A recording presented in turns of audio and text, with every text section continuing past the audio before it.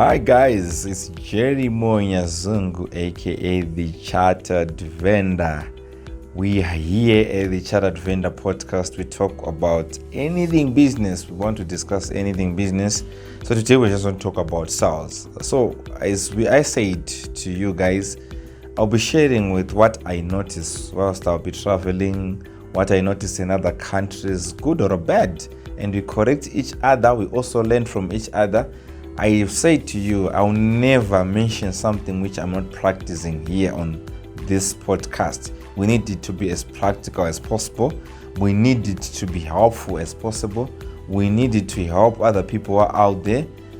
Information is what is going to build businesses. So what I've tasted and what I've seen working, that's what I'm going to share on this podcast. So as I'm talking to you today, I'm writing a book. I'm here to come with a good title, but I think it's Sales Equal to Mjolo, whereby actually comparing the sales and the relationship part to say a love relationship is equivalent to sales. If you really want to get into a relationship, if you want a good relationship, a good love relationship, obviously it's going to start with questions. You're not going to start by preaching. But I've noticed even in several interviews I've attended whereby I'm interviewing candidates, you tell them, you ask them, please sell me a cell phone, or please sell me this product. They will rush into preaching about the product. They will rush about preaching about the specs of that product. They will rush about preaching about the quality of that product. But customers, they don't care about your product. They don't care about your company. What they only care about is they care about, does the product going to solve their problem? Are they on the right product? Are they on the right quality? Are they buying it from the right person? Do they trust the company who has provided that product? So that is very essential. So sales is not about preaching. Sales is about asking quality questions.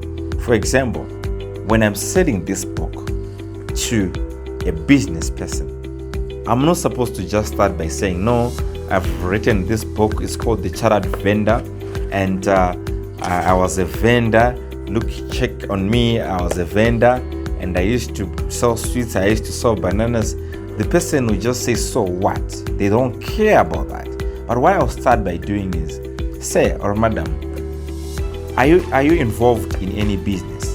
Then they'll say, yes, I'm involved in business. Which challenges are you facing? Probably they'll say, no, in 2022, the problem was I faced a lot of, I lost one of my employees, my best employee. I lost, and right now businesses went down because when he left, things started going south, etc. But I'll just say to them, okay, thanks so much. Tell me more about the problems which you're facing in the business. How did you even start?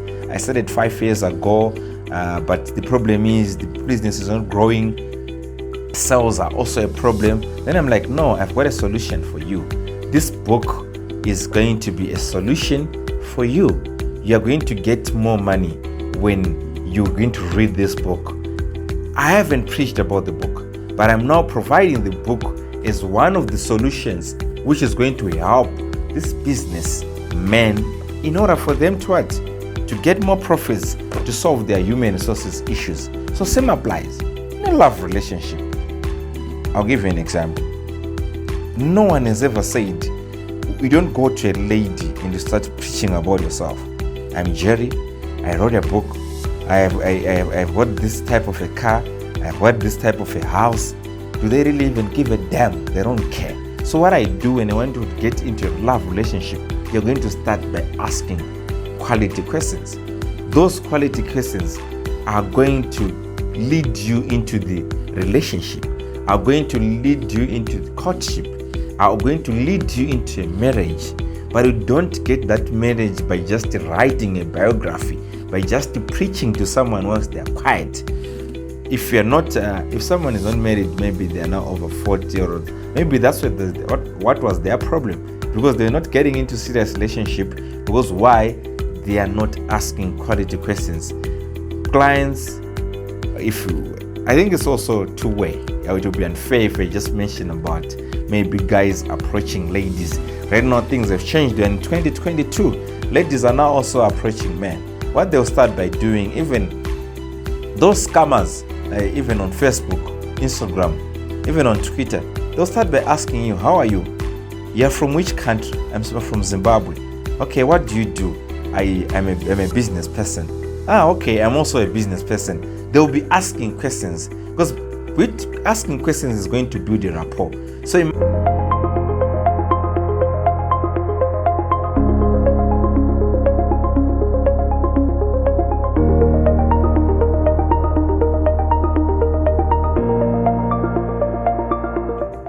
imagine someone who just gave you a long paragraph in your Facebook.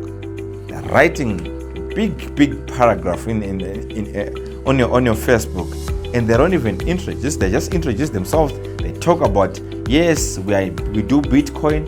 Do you want to also know about Bitcoin? Obviously, you're frustrated. You block that person, or you don't even respond to that message. But if they're clever enough, they start by building a relationship. And as you know, customers, or even in love relationships, they don't care about what you know until they know that you care.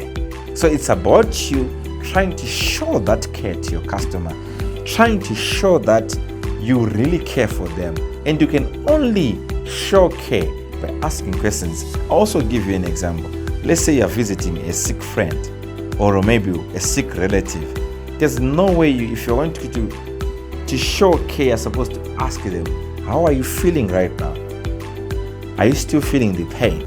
It's by asking questions. Then they'll say, no, I think the pain is subsidized. Why? I've drank a lot of water. I've drank some pills. I was given medication. So I'm now feeling much better.